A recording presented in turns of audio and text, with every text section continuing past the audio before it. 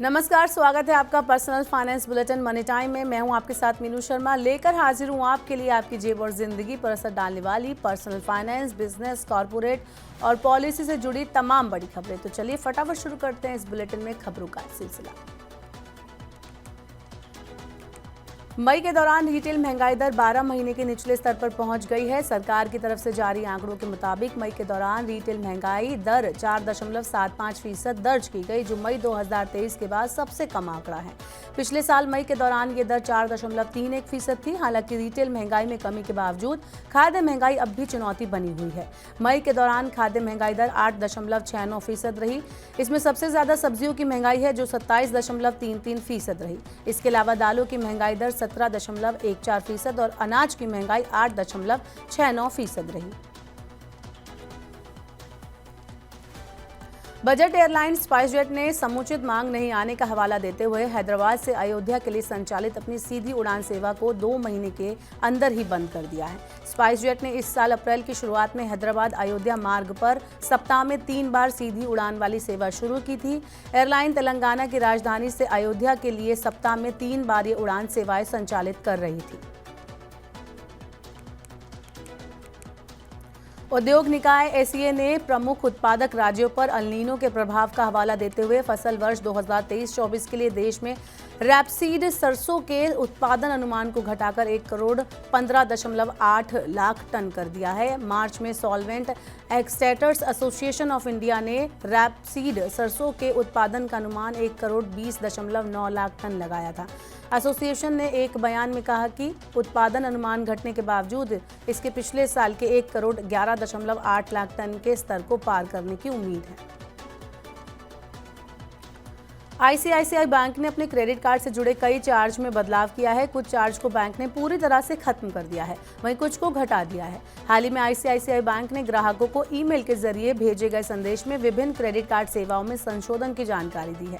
अभी तक bank cheque या कैश कलेक्शन के लिए प्रति पिकअप 100 रुपए का चार्ज लेती थी, अब ये फ्री होगा। ये बदलाव 1 जुलाई 2024 से लागू होगा। इसके बाद आपको कुछ जरूरी सर्विसेज के लिए रिवाइज चार्ज देना होगा। बीमा उद्योग में सुधार के लिए इंश्योरेंस रेगुलेटर लगातार ताबड़तोड़ फैसले ले रहा है। अपने नए आदेश में इरडा ने कहा कि सभी जनरल इंश्योरेंस कंपनियों को न्यूनतम कवरेज के साथ बेसिक इंश्योरेंस प्रोडक्ट जारी करने होंगे।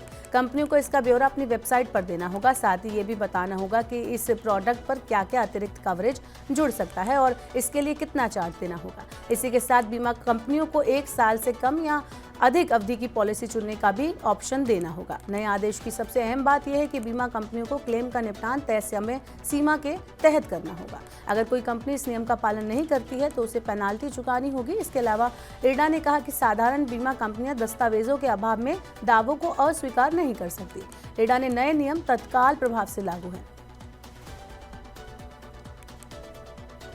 कॉमर्स और उद्योग मंत्रालय ने कई तरह की गोल्ड ज्वेलरी और उसके पार्ट्स के इंपोर्ट पर तुरंत प्रभाव से रोक लगा दी है। ज्वेलरी के रूप में देश में बढ़ते गोल्ड इंपोर्ट की वजह से विदेश व्यापार महानिदेशालय ने आपत्ति जताई थी। इसके बाद कॉमर्स मंत्रालय ने ये कदम उठाया। इस सिलसिले में विदेश व्यापार महानिदेशालय की तरफ से अधिसूचना जारी कर दी गई है। हालांकि उन देशों से इंपोर्ट की रोक नहीं होगी जिनके साथ भारत का विदेश व्यापार समझौता है। देश में 2 व्हीलर्स की बिक्री को गति देने के लिए ऑटो कंपनियों के संगठन सियाम ने 2 व्हीलर्स पर जीएसटी घटाने की मांग की है। फिलहाल 2 व्हीलर्स पर 28% जीएसटी देना पड़ता है, जो जीएसटी का सबसे बड़ा टैक्स स्लैब है। सियाम ने इसे घटाकर 18% करने की मांग की है। सियाम की तरफ से मंगलवार को ही गाड़ियों की बिक्री के आंकड़े जारी किए गए, जिसमें कहा गया कि मई के दौरान देश में 16.20 लाख 2 व्हीलर्स बिके हैं। अंतर्राष्ट्रीय बाजारों में मजबूती के रुख के बीच राष्ट्रीय राजधानी दिल्ली के सराफा बाजार में बुधवार को सोना 250 रुपए की बढ़त के साथ 72,200 रुपए प्रति 10 ग्राम पर पहुंच गया। पिछले कारोबारी सत्र में सोना 71,950 रुपए प्रति 10 ग्राम पर बंद हुआ था। चांदी की कीमत भी 800 रुपए उछलकर 91,500 रुपए प्रति किलोग्राम हो गई। पिछले सत्र में ये 90,700 रुपए प्रति किलोग्राम पर बंद हुई थी।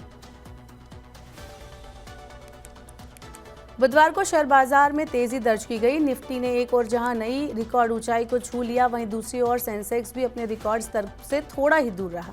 बीएसई सेंसेक्स 149.98 अंक चढ़कर 76,606.57 अंक पर बंद हुआ। एनएसई का निफ्टी 58.10 अंक की बढ़त के साथ 23,322.95 के स्तर पर बंद हुआ। शेयर बाजार में रिकॉर्ड तेजी की वजह से आईपीओ बाजार में बड़ी रौनक नजर आ रही है। अगले 2 महीने के दौरान 2 दर्जन से ज्यादा कंपनियों के आईपीओ बाजार में आ रहे हैं, जो लगभग 30,000 करोड़ रुपए जुटा सकते हैं। जिन कंपनियों के आईपीओ लॉन्च होने वाले हैं उनमें इफकॉन इंफ्रा, एमक्योर फार्मा, एलीट ब्लेंडर्स, आशीर्वाद माइक्रो फाइनेंस, स्टैनले लाइफस्टाइल और वन मोबीक्विक सिस्टम शामिल है। इसके अलावा ओला इलेक्ट्रिक को भी आईपीओ के लिए सेबी से मंजूरी मिल चुकी है और उसका भी आईपीओ जल्द आ सकता है। तो आज के मनी टाइम में फिलहाल के लिए इतना ही। वक्त हो गया आपसे विदा लेने का। अब आपसे होगी कल मुलाकात। पर्सनल फाइनेंस से जुड़ी खबरों को पढ़ने, सुनने, उनसे जुड़े खास कार्यक्रमों को देखने के लिए मनी 9 के यूट्यूब चैनल को आप जरूर सब्सक्राइब करें। साथ ही आज का हमारा मनी टाइम आपको कैसा लगा, नीचे कमेंट बॉक्स में हमें अपना फीडबैक देना ना भूलें। फिलहाल के लिए इस बुलेटिन में इतना ही। बने रहिए मनी 9 के साथ। नमस्कार, शुभ रात्रि।